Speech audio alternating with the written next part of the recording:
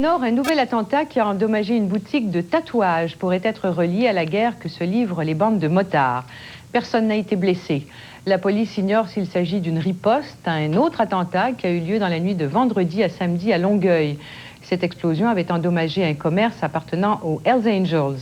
Le compte-rendu de Marie Cloutier.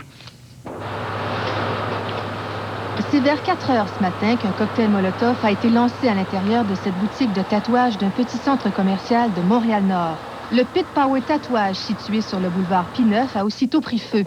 Le premier étage a été presque rasé par les flammes, mais au sous-sol, là où se trouve le salon de tatouage, les dégâts sont beaucoup moins importants.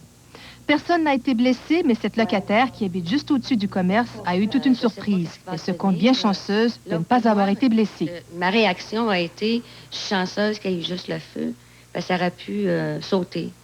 Fait que je me dis, ben pas tout de suite, j'ai la tête tranquille, là, mais j'espère qu'ils ne reviendront pas. Pour ce résident de Montréal-Nord, la situation est de plus en plus inquiétante. Oui, j'en ai peur. Parce qu'avec ce qu'on voit, là, ça se peut pas. Qu'est-ce qui reste là à faire sauter? Ça me fait peur un peu parce que c'est des édifices quand même qui sont assez collés une proche à l'autre. Puis si jamais il y a quelque chose de plus grave que ça va pogner tous les centres d'achat ici. D'autres locataires, par contre, ne voient rien d'alarmant à cet attentat. Ça me dérange pas du tout. Oui. Je suis pas nerveux pantoute. Ils m'attaquent pas. Je fais rien, moi.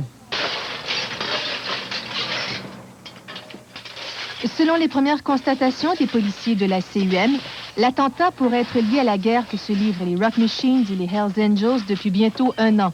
Mais il est encore trop tôt pour dire s'il s'agit d'une riposte à la bombe qui a détruit un commerce de motos de Longueuil hier. Un commerce connu pour être associé aux Hells Angels.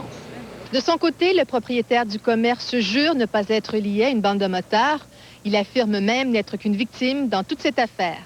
Marie Cloutier, à Montréal.